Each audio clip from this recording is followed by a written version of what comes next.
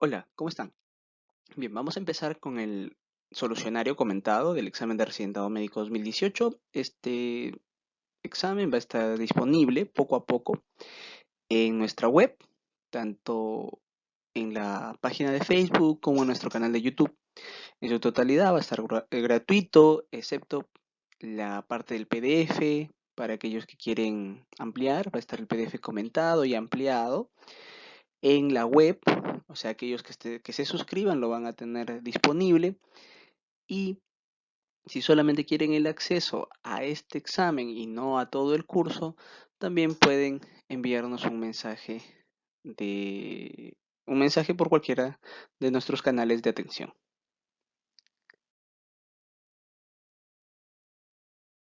Comenzamos con la primera pregunta. Tenemos un recién nacido por cesárea con 29 semanas de gestacional que presenta una marcada dificultad respiratoria. ¿Cuál es la terapia indicada luego de la atención de la urgencia? La terapia indicada en los pacientes con dificultad respiratoria que son prematuros, que tienen menos de 34 semanas, es el surfactante por la sospecha de la enfermedad de membrana hialina. Tenemos entonces que la enfermedad de membrana hialina va a afectar a algunos prematuros, hijos de madre diabética, sobre todo.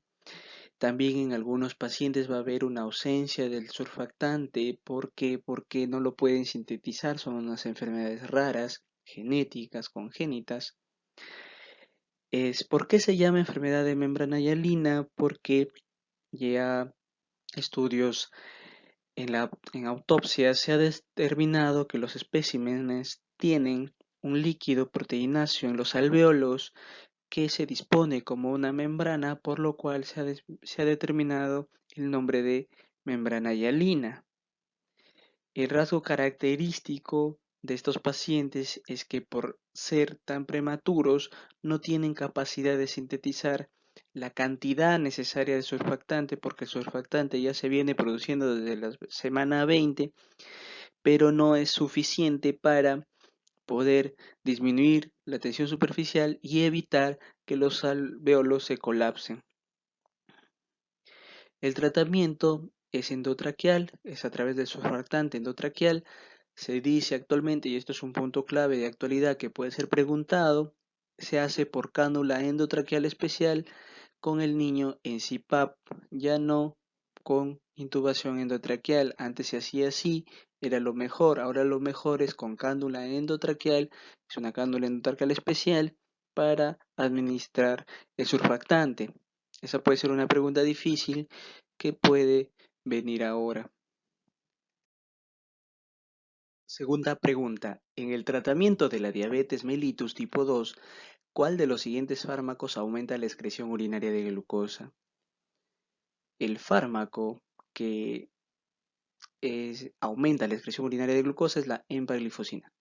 No obstante, vamos a comentar brevemente los mecanismos de acción de los otros fármacos. Empecemos con la metformina. La metformina es una biguanida.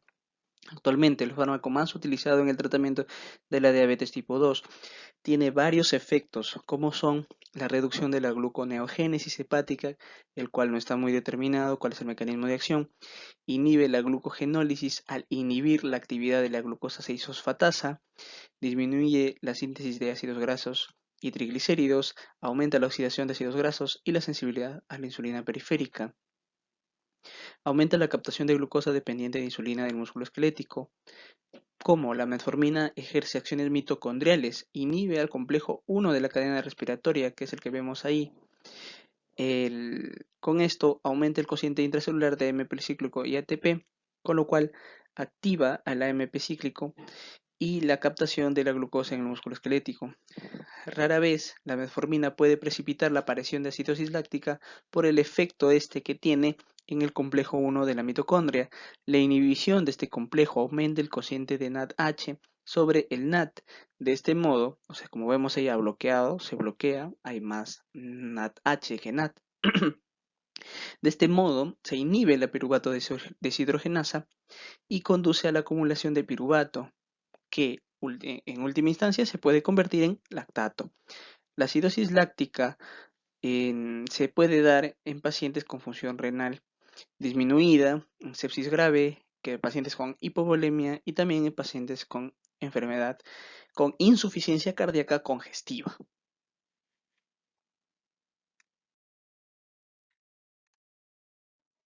Ahora, también tenemos otro fármaco como es la sitagliptina, que está enmarcado dentro de los inhibidores de la DPP4. La sitagliptina va inhibir de forma selectiva la DPP4, que es la dipeptidilpeptidasa 4, que es una enzima circulante que va a escindir las sincretinas, que son la GLP1 y el GIP. La GLP1 es una proteína endógena que se parece al glucagón, la glucagón, y el GIP es el polipéptido inhibidor gástrico, que van a estimular la secreción de insulina, sobre todo postprandial, como podemos ver ahí. Un aumento de la insulina, una disminución del glucagón, una disminución de la glucosa, sobre todo postprandial. Menos efecto en la disminución de la glucosa en ayunas. Sobre los efectos adversos son unos fármacos bien tolerados y no se han asociado a efectos en el sistema cardiovascular.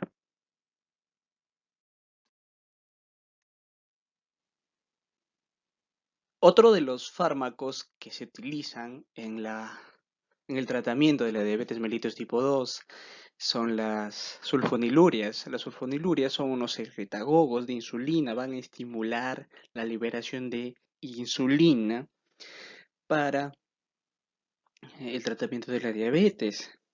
Son uno de los fármacos más antiguos utilizados en el tratamiento de esta. Las más utilizadas actualmente son la glipizida y la gliburida, que es el otro nombre de la glibenclamida, y la glimepirida. También hay otras más antiguas como son la clorpropamida, la tolbutamida, que algunos siguen usando. Si bien es cierto, es bien raro. El mecanismo de acción de estos fármacos es ligarse a un canal de potasio que es sensible al ATP, como podemos ver ahí, está bloqueándolo, con lo cual va a producir una despolarización de la membrana celular que va a permitir la entrada de calcio a la célula. El aumento de calcio, como en varios mecanismos celulares, va a producir una liberación de de estos gránulos secretores preformados que contienen insulina. Por lo tanto, la presencia de una masa suficiente de células beta intactas es necesaria para que estos fármacos sean eficaces. También es así que si liberan insulina, el principal efecto adverso de las sulfonilurias es el riesgo de hipoglicemia. ¿Por qué? Porque se produce secreción de insulina independientemente de la glucosa plasmática ambiental. Es frecuente que el paciente aumente de peso de forma modesta. Bueno, le da más hambre, el aumento de la insulina, la tendencia a la hipoglicemia, entonces el paciente come más. Puede aumentar el riesgo de acontecimientos cardiovasculares y también la mortalidad, ojo, aunque en baja incidencia.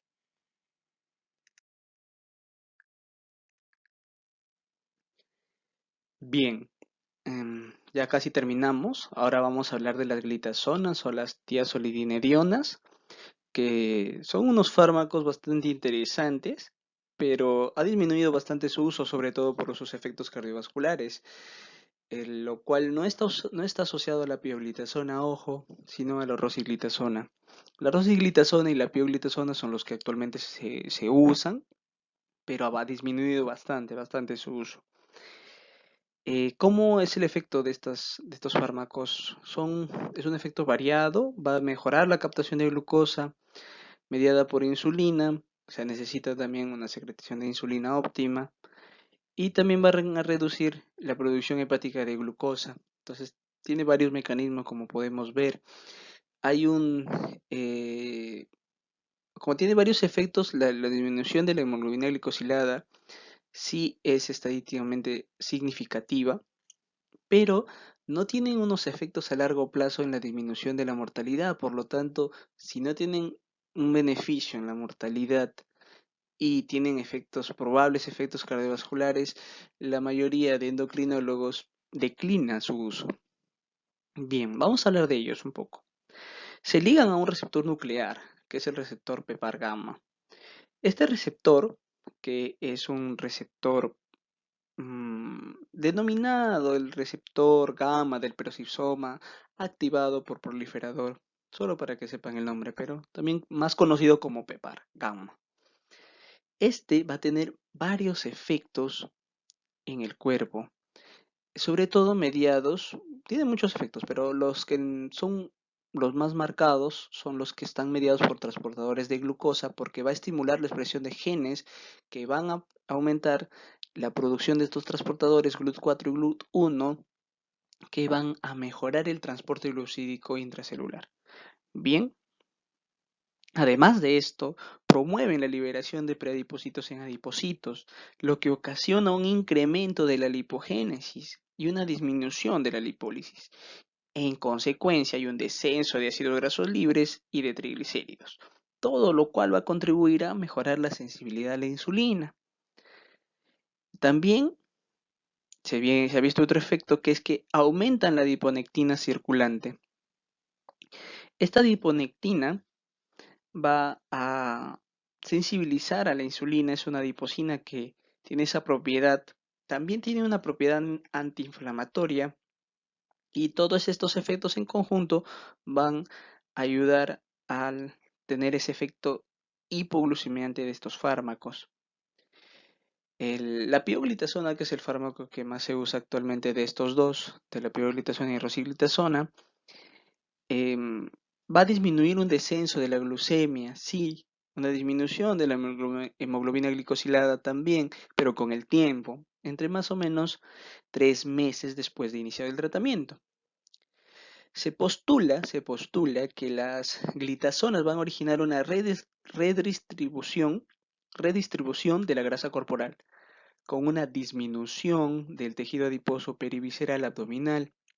Entonces nosotros sabemos que la distribución de la grasa periabdominal es la que va a determinar la resistencia a la insulina y la aterogénesis.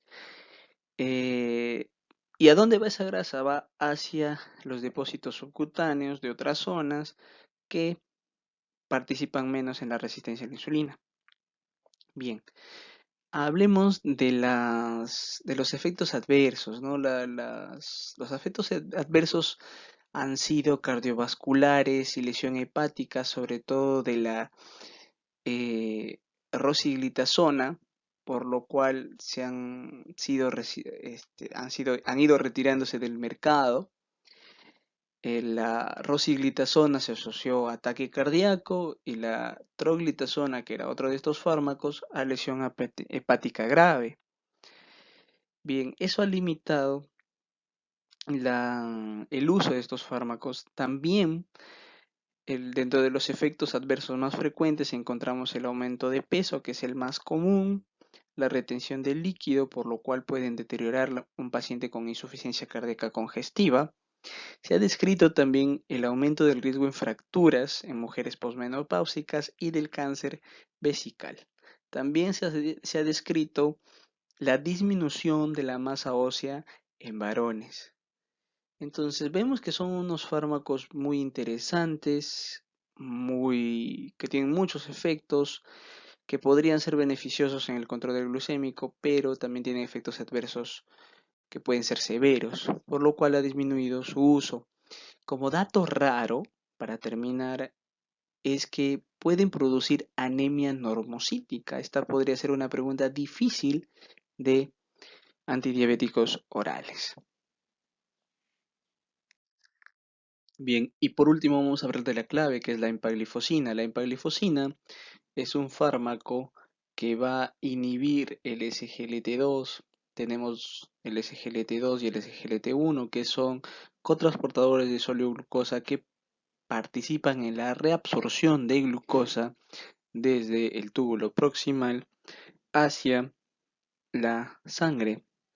Entonces, el SGLT2 participa en un 90% en la reabsorción, el SGLT1 en un 10%.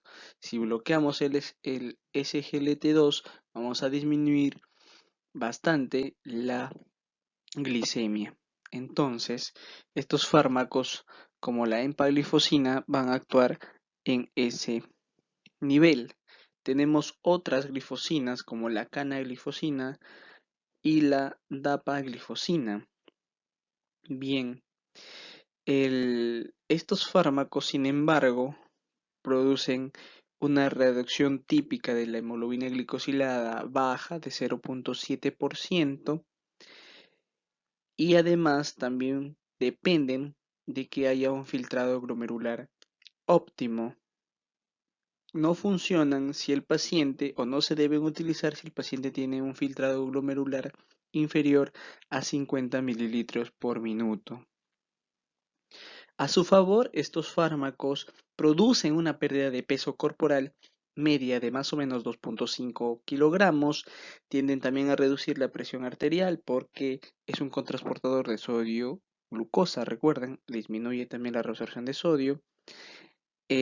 También se ha visto que reduce significativamente, y este es uno de los efectos importantes, por lo tanto preguntable, disminuyen significativamente la progresión de la nefropatía diabética en pacientes diabéticos tipo 2 que tienen riesgo cardiovascular elevado.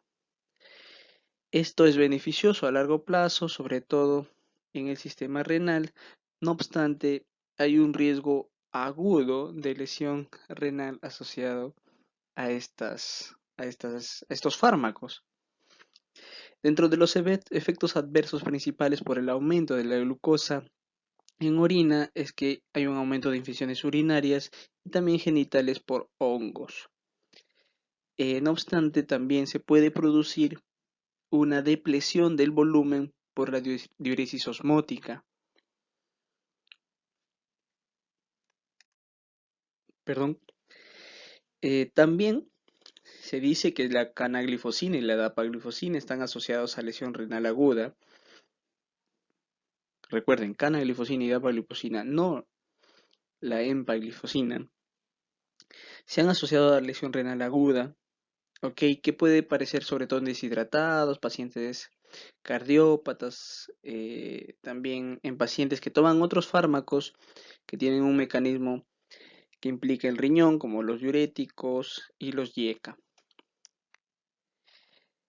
Dentro de los efectos ya más raros podemos encontrar que las glifosinas pueden causar cetoacidosis diabética, no olvidar, y también aumentan el riesgo de osteoporosis y fracturas óseas, sobre todo porque pueden incrementar la excreción urinaria de calcio. Bien, eso ha sido todo de momento. Ya iremos compartiéndoles las demás preguntas poco a poco durante el transcurso de esta semana. Gracias.